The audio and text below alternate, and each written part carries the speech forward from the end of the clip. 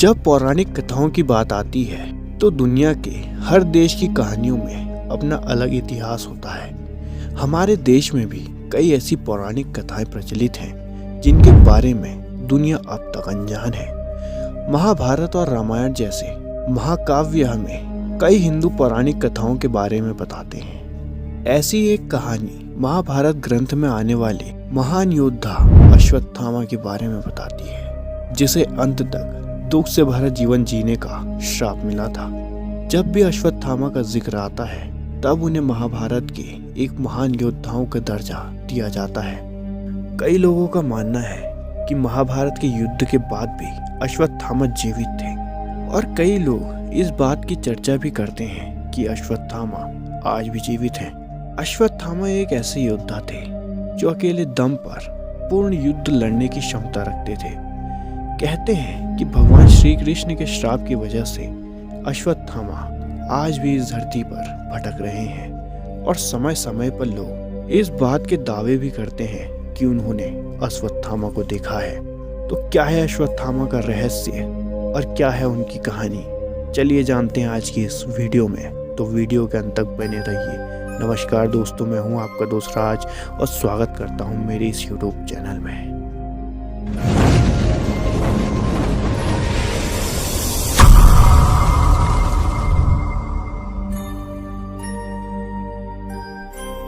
तो चलिए कहानी शुरू करते हैं अश्वत्थामा के जन्म से।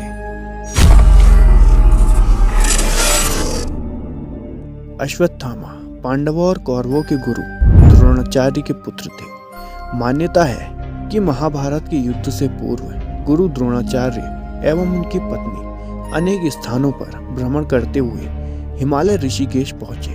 वहां तमसा नदी के किनारे एक दिव्य गुफा में तपेश्वर नामक स्वयंभू शिवलिंग की गुरु द्रोणाचार्य और उनकी पत्नी कृपि ने भगवान शिव की घोर आराधना की तथा भगवान शिव ने उनकी तपस्या से प्रसन्न होकर उन्हें पुत्र प्राप्ति का वरदान दिया। कुछ समय उपरांत माता कृपि ने एक तेजस्वी पुत्र को जन्म दिया। जन्म के पश्चात ही उस नवजात के कंठ से हिनहिनाने की ध्वनि सुनाई दी, जिसके कारण उनका नाम अश्वत्थामा पड़ा। अश्वत्थामा के मस्तिष्क पर जन्म से ही एक अमूल्य मणि विद्वान थी, जो उन्हें दैत्य, दानव, शस्त्र, व्याधि, देवता, नाग आदि से निर्भय रखती थी। कहते हैं कि अश्वत्थामा भगवान शिव के अवतार थे, जिन्होंने महाभारत के युद्ध में अहम भूमिका निभाई थी। अश्वत्थामा ने महाभारत के युद्ध में दुर्योधन का साथ दिया। अश्वत्थामा गुरु द्रोण के प्रिय शिष्य अर्जुन से ईर्ष्या करते थे। चलिए अब बात करते हैं अश्वत्थामा के माथे पर लगी हुई मणि की।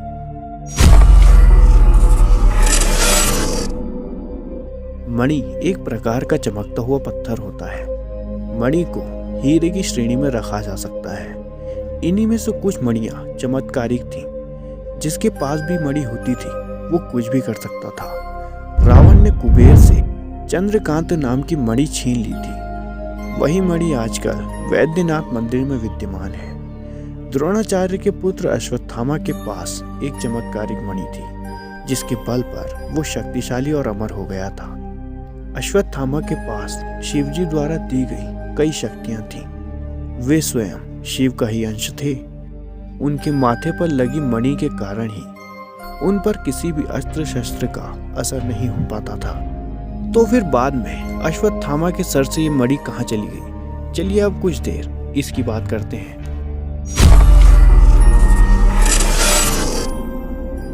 महाभारत के युद्ध के समय गुरु द्रोणाचार्य जी ने हस्तिनापुर राज्य के प्रति निष्ठा होने के कारण कौरवों का साथ देना उचित समझा। अश्वत्थामा भी अपने पिता की तरह शास्त्र व शस्त्र विद्या में निपुण थे। महाभारत के युद्ध में उन्होंने सक्रिय भाग लिया था।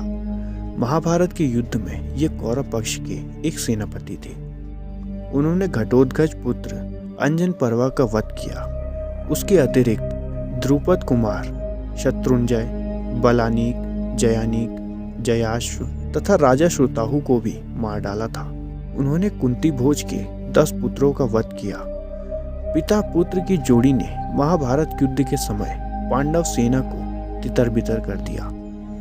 पांडवों की सेना की हार देखकर श्री कृष्ण ने युधिष्ठिर से कूटनीति का सहारा लेने को कहा। इस योजना के तहत ये बात फैला दी गई कि अश्वत्थामा मारा गया। जब गुरु द्रोणाचार्य ने धर्मराज युधिष्ठिर से अश्वत्थामा की सत्यता जानना चाहिए तो उन्होंने जवाब दिया, अश्वत्थामा मारा गया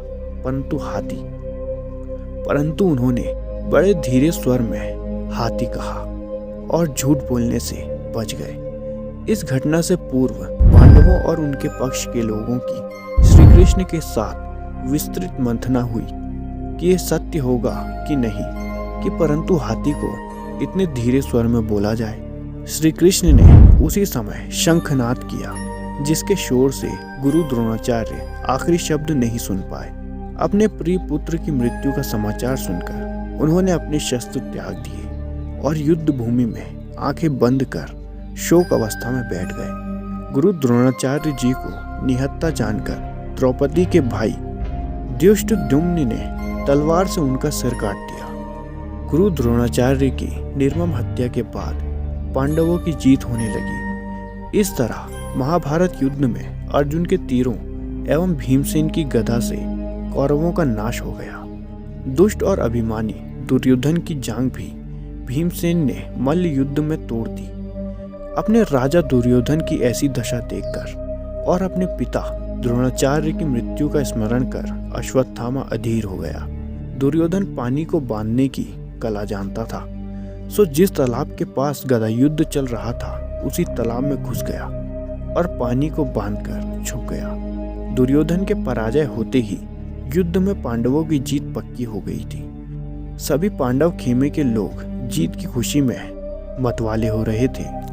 अश्वत्थामा ने द्रोणाचार्य वध के पश्चात अपने पिता की निर्मम हत्या का बदला लेने के लिए पांडवों पर नारायण अस्त्र का प्रयोग किया था, जिसके आगे सारी पांडव सेना ने हथियार डाल दिए थे। युद्ध के पश्चात अश्वत्थामा ने द्रौपदी के 5 पुत्र और धृष्टद्युम्न का वध कर दिया था। अश्वत्थामा ने अभिमन्यु पुत्र परीक्षित पर ब्रह्म अस्त्र का उपयोग किया।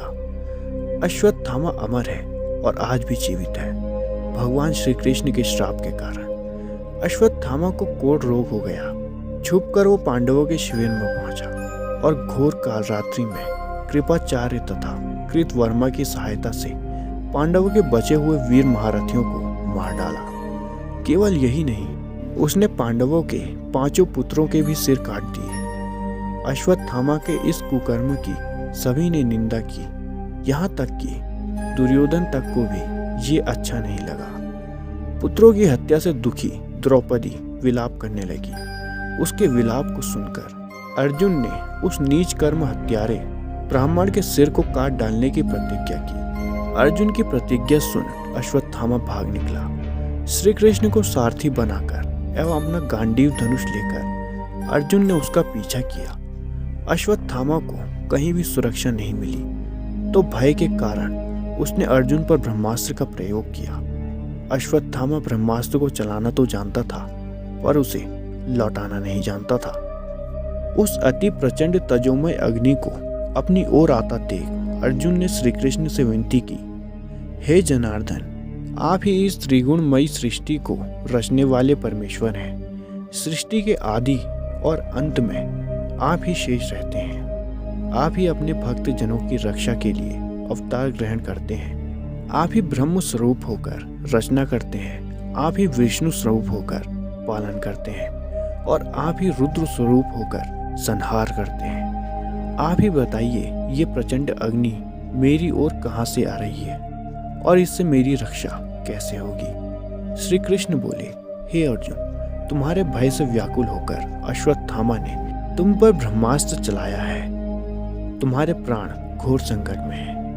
वो अश्वत्थामा इसका प्रयोग तो जानता है किंतु इसके निवारण से अनभिज्ञ है। इससे बचने के लिए तुम्हें भी अपने ब्रह्मास्त्र का प्रयोग करना होगा, क्योंकि अन्य किसी शस्त्र से इसका निवारण नहीं हो सकता। श्री कृष्ण की इस मंत्रणा को सुनकर महारथी अर्जुन ने भी तत्काल आचमन करके अपना ब्रह्मास्त्र छोड़ दिया। दोनों ब्रह्मास्त्र परस्पर भिड़ गए और प्रचंड अग्नि उत्पन्न होकर तीनों लोगों को तप्त करने लगी। उनकी लपटों से सारी प्रजा दग्ध हो गई। इस विनाश को देखकर अर्जुन ने दोनों ब्रह्मास्त्रों को लौटाकर शांत कर दिया और झपटकर अश्वत्थामा को पकड़कर बांध लिया। श्री कृष्ण बोले, हे अर्जुन, धर्मात्मा, सोए हुए, असावधान, मतवाले, पागल, अज्ञानी, रथहीन, स्त्री या बालक को मारना धर्म के अनुसार वर्जित है। इसने धर्म के विरुद्ध आचरण किया है।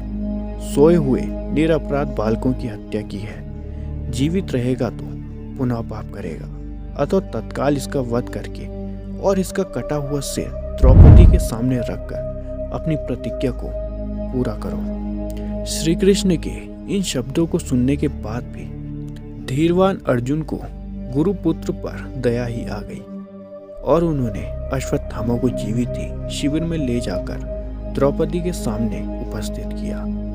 पशु की तरह बंधे हुए गुरुपुत्र को देखकर ममतामयी द्रौपदी का कोमल हृदय पिघल गया।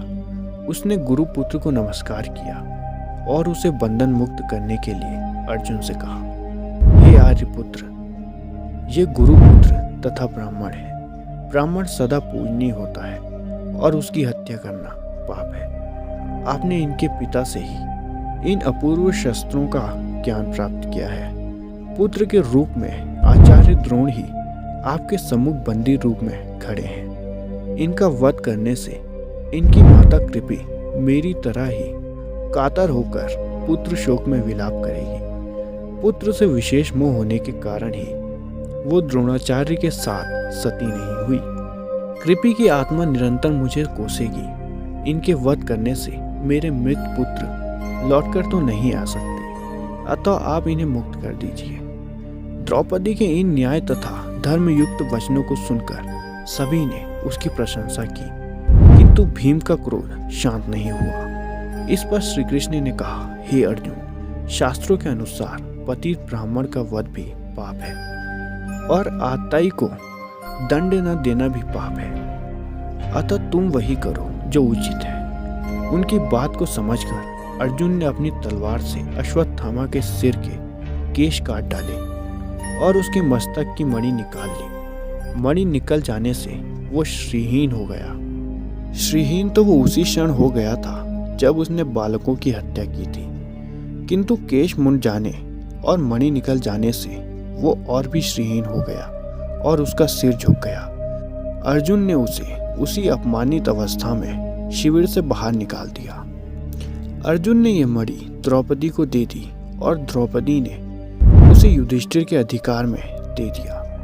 अश्वत्थामा को महाभारत का सबसे घृणित पात्र माना गया। युधिष्ठिर के पास से ये मणि अब किसके पास चली गई, इसका कोई उल्लेख नहीं मिलता है। तो आखिर वो मणि कहाँ चली गई, ये आज तक रहस्य है। इस घटना के बाद भगवान श्री कृष्ण ने अश्वत्थामा को श्राप दिया कि जब तक धरती पर जीवन है तब तक वो भी जिंदा रहेगा और भटकता रहेगा, और तेरे शरीर पर ऐसे घाव होंगे जो कभी नहीं भरेंगे। कहते हैं इस श्राप की वजह से ही अश्वत्थामा कलयुग में भी भटक रहा है और उसके शरीर से रक्त की दुर्गंध आती है।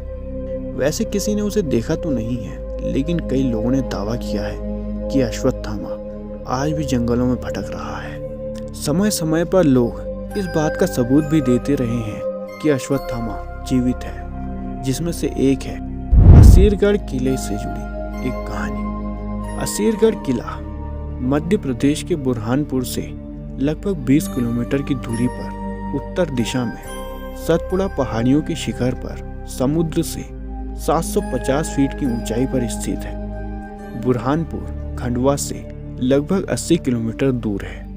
ऐसा माना जाता है कि असीरगढ़ किले के शिव मंदिर में अश्वत्थामा प्रतिदिन सबसे पहले पूजा करने आते हैं। शिवलिंग पर प्रतिदिन सुबह ताजा फूल और गुलाल चढ़ा मिलना अपने आप में एक रहस्य है। कहते हैं कि किले में स्थित तालाब में स्नान करके अश्वत्थामा शिव मंदिर में पूजा अर्चना करने आते हैं। आश्चर्य की बात यह है कि पहाड़ की चोटी पर बने किले में स्थित ये तालाब बुरहानपुर की तपती गर्मी में भी कभी नहीं सूखता। तालाब के थोड़ा आगे गुप्तेश्वर महादेव का मंदिर है, मंदिर चारों तरफ से खाइयों से घिरा हुआ है। कहा जाता है कि मंदिर के चारों तरफ जो खाइयां हैं, उन्हीं में से किसी एक में गुप्त रास्ता बना हुआ है, जो खांडव वन से होता हुआ सीधे मंदिर में निकलता है और इसी रास्ते से होते हुए अश्वत्थामा मंदिर के अंदर आते हैं और पूजा अर्चना करते हैं। मान्यता है कि असीरगढ़ के अलावा मध्य प्रदेश के ही जबलपुर शहर के गौरी घाट के किनारे भी अश्वत्थामा भटकते रहते हैं। स्थानीय निवासियों के मुताबिक कभी कभी वे अपने मस्तक के घाव से बहते खून को रोकने के लिए हल्दी और तेल की मांग भी करते हैं। गांव के कई बुजुर्गों की माने तो जो एक बार अश्वत्थामा को देख लेता है, उसका मानसिक संतुलन बिगड़ जाता है। बता दें कि हनुमान जी सहित धरती पर कुल 8 लोग अमर माने जाते हैं, जिसमें अश्वत्थामा का भी नाम है। अश्वत्थामा राजा बलि, व्यास जी, हनुमान जी, विभीषण, कृपाचार्य, परशुराम व ऋषि मार्कंडेय, ये 8 चिरंजीवी आज भी इस धरती पर मौजूद हैं। तो अश्वत्थामा के इस धरती पर मौजूद होने या ना होने के रहस्य के बारे में आप क्या सोचते हैं, हमें कमेंट करके ज़रूर बताइएगा। वीडियो पसंद आई हो तो लाइक करके ज़रूर जाइएगा और ऐसी इंटरेस्टिंग और इन्फॉर्मेटिव वीडियोस के लिए हमारे चैनल को शेयर और सब्सक्राइब करना ना भूलें।